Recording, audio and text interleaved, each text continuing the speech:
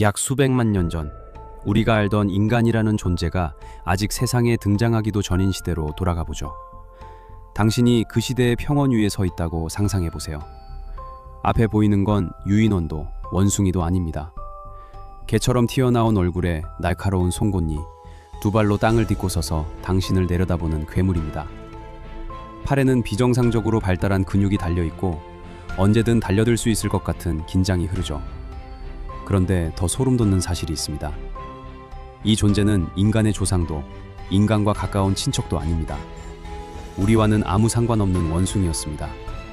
다만 우연히 아주 위험할 정도로 인간과 비슷한 선택을 하며 진화를 이어가고 있었을 뿐이죠.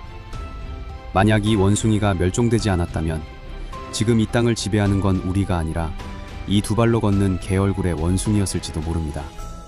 상상만 해도 등골이 서늘해지지 않나요? 오늘은 바로 인간의 자리를 위협했던 이 괴물, 파라돌로피테쿠스 이야기를 해보겠습니다.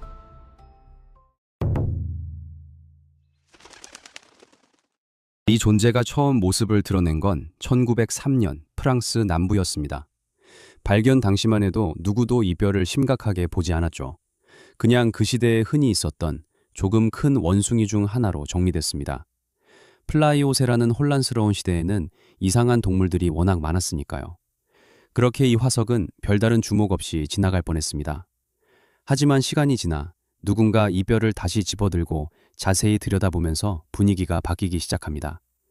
이건 단순히 큰 원숭이로 치부하기엔 어딘가 이상했거든요. 일단 몸집부터 평범하지 않았습니다. 무게가 약 30kg. 원숭이로서는 결코 가볍지 않은 체급이었죠. 턱은 강력했고 송곳니는 위협적이었으며 팔은 눈에 띄게 단단하게 발달해 있었습니다. 하지만 진짜 이상한 건 그 다음에 나옵니다. 발목뼈 하나가 발견되는 순간 모든 판단이 흔들리기 시작했죠. 이 녀석의 발목뼈는 우리가 아는 원숭이의 것과도 달랐고 유인원의 것과도 정확히 맞지 않았습니다. 오히려 너무 노골적으로 인간의 발목뼈를 닮아 있었거든요. 파라돌로피테쿠스의 발목뼈를 보면 초기 인류였던 오랄로피테쿠스의 발목이 자연스럽게 떠오릅니다. 두 발로 땅을 딛고 걸었던 우리 조상과 놀라울 정도로 비슷한 형태였기 때문이죠. 그런데 여기서 이야기가 이상해집니다. 이 녀석은 인간의 조상도 인간 계통의 옆가지도 아니었습니다. 수백만 년 전 유라시아 대륙을 돌아다니던 그저 하나의 거대한 지상 원숭이였을 뿐이죠. 그럼에도 불구하고 뼈가 말해주는 내용은 분명했습니다. 이 존재의 몸은 오늘날 우리가 아는 어떤 원숭이보다도 인간에 가까운 방식으로 걷고 있었을 가능성을 보여주고 있었거든요. 더 자세히 들여다보면 그 이유가 드러납니다.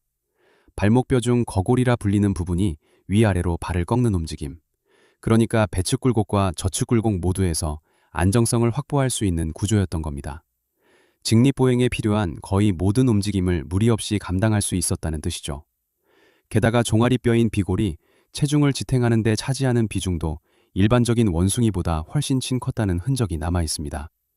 이건 잠깐 두 발로 일어섰다는 이야기가 아닙니다.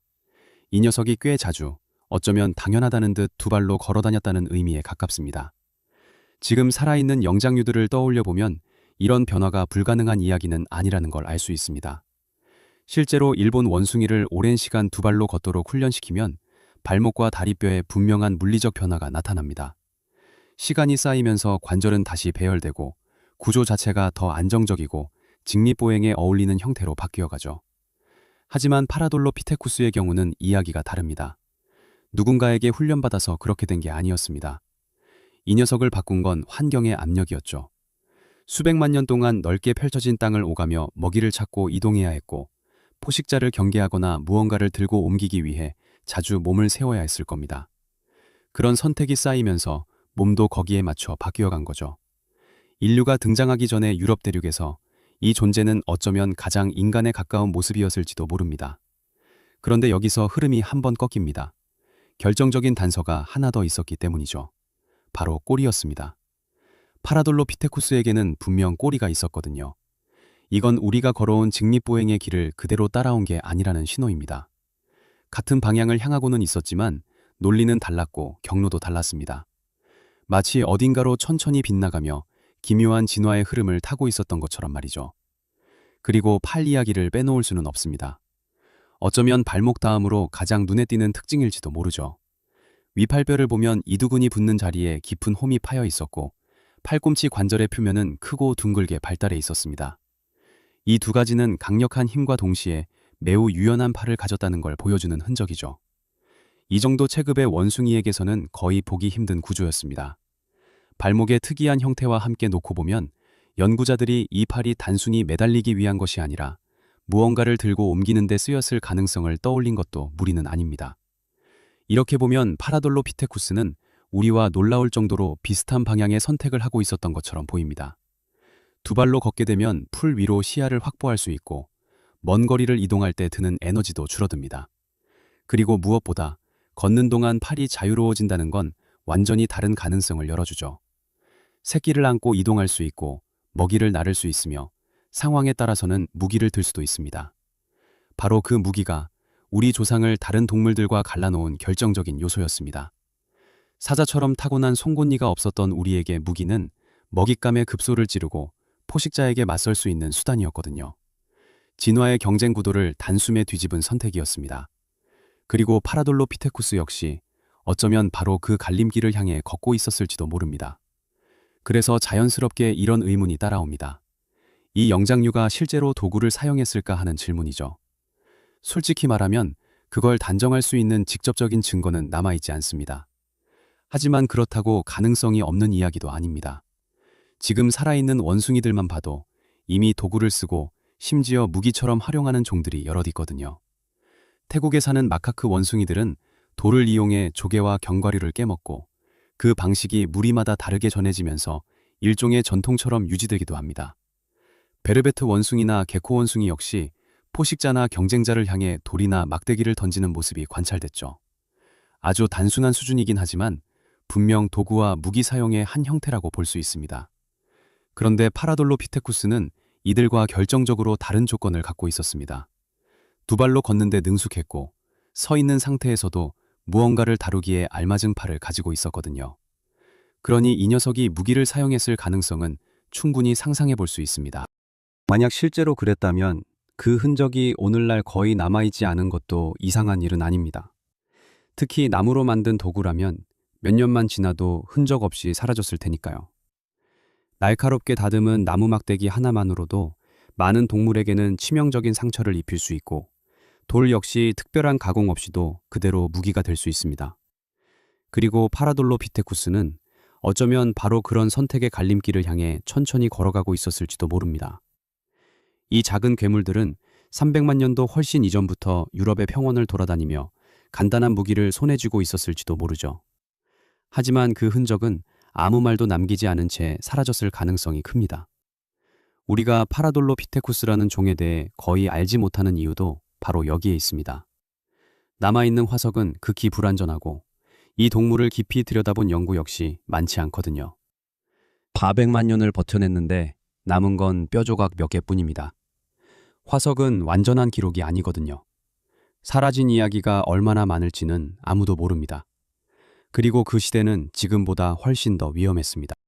플라이오세와 초기 플라이스토세의 유라시아는 거대 동물로 가득 찬 말 그대로 광기의 무대였죠. 매머드가 평원을 누비고 거대 하이에나와 검치오가 영역을 가르며 돌아다니던 세상이었습니다. 그런 한가운데에 두 발로 땅을 딛고 서 있는 이 기묘한 원숭이가 있었던 겁니다. 약자에게는 단 한 번의 실수도 허락되지 않는 생태계 속에서 스스로 자리를 지켜야 했던 존재였죠. 이들의 삶을 한번 떠올려 보세요. 오늘날의 많은 원숭이들처럼 언제 덮쳐올지 모르는 포식자의 시선을 늘 의식하며 살아갔을 가능성이 큽니다. 그래서 일부 연구자들은 이들의 큰 체구와 강한 힘이 끝없는 포식 압력에 대한 결과였을 거라고 말합니다.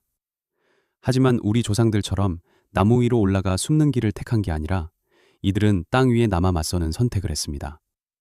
게코 원숭이 우두머리 수컷이 표범과 정면으로 마주하는 장면을 떠올리면 그 선택이 얼마나 위험했는지 금세 실감할 수 있을 겁니다. 그리고 파라돌로피테쿠스는 어쩌면 바로 그런 극단적인 선택의 갈림길을 향해 천천히 걸어가고 있었던 존재였을지도 모릅니다. 그 시대를 조금 더 들여다보죠. 포식자는 점점 거대해졌고 원숭이는 두 발로 땅 위를 걷기 시작했습니다. 그런 환경에서 벌어진 충돌이 평범했을 리는 없겠죠. 아마도 지금 우리가 상상하는 것보다 훨씬 거칠고 전설처럼 느껴질 만한 장면들이었을 겁니다. 그럼에도 파라돌로피테쿠스는 분명 성공한 종이었습니다. 500만 년 전부터 100만 년 전 사이 유라시아 전역에 퍼져 살았으니까요. 무려 400만 년이라는 시간 동안 경쟁이 극도로 치열한 세계에서 버텨내며 존재해왔다는 사실이 그걸 증명합니다. 그런데 이야기는 여기서 더 이상해집니다. 우리 조상들이 바로 이 존재들과 같은 땅을 밟고 있었다는 점이죠. 아프리카를 떠난 최초의 인류 가운데 하나였던 호모 에렉투스는 200만 년도 훨씬 이전에 이미 유라시아를 새로운 터전으로 삼고 있었습니다. 시간대와 분포 범위를 나란히 놓고 보면 두 종이 마주쳤다는 사실은 거의 피할 수 없는 결론처럼 보입니다. 상상해 보세요. 인간과 거의 다르지 않은 모습의 에렉투스가 개처럼 튀어나온 얼굴을 가진 두 발 원숭이들과 맞닥뜨린 순간을 말입니다. 체중이 약 30kg 정도였으니 처음에는 대수롭지 않게 보였을지도 모르죠. 하지만 기억해야 할 게 있습니다. 이들은 면도날처럼 날카로운 송곳니를 지니고 있었고 상황에 따라서는 치명적인 도구를 손에 쥐고 있었을 가능성도 충분하다는 점입니다. 상황에 따라서는 치명적인 도구를 손에 쥐고 있었을 가능성도 충분하다는 점을 생각해보면 100만 년이나 같은 땅에서 공존했던 시간 어딘가에서 충돌이 전혀 없었다고 보기는 어렵습니다. 그 만남들 가운데 일부는 분명 날카롭고 위험했을 겁니다. 호모 에렉투스가 어린 파라돌로피테쿠스를 사냥했을 가능성은 없었을까요? 오늘날 하자족이 개코 원숭이를 사냥하는 모습처럼 말입니다. 반대로 파라돌로피테쿠스가 불가에서 너무 멀리 떨어진 에렉투스의 아이들을 노렸을 가능성도 배제할 수 없습니다. 혹은 우리가 쉽게 기대하듯 서로 등을 맞대고 검치호를 함께 막아냈던 순간도 있었을지 모르죠. 이런 장면들이 단순한 상상이 아니라는 점이 이 이야기를 더 불편하게 만듭니다.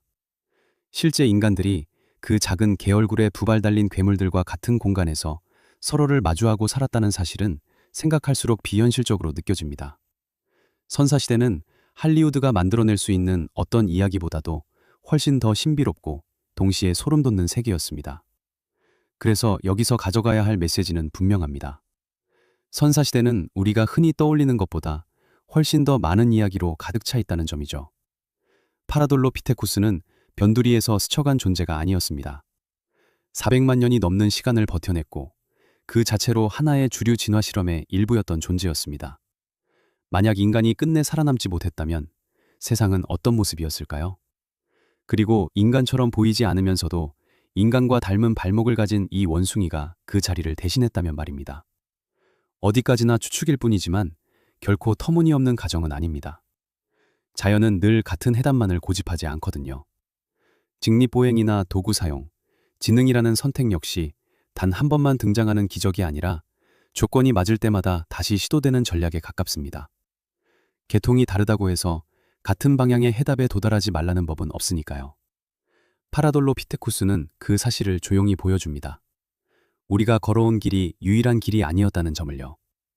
그건 예정된 승리가 아니라 수많은 가능성 가운데 우연히 살아남은 하나의 경로였을 뿐입니다. 우리는 인류 진화를 종종 필연처럼 이야기하지만 진화는 미리 짜인 계획을 따르지 않습니다.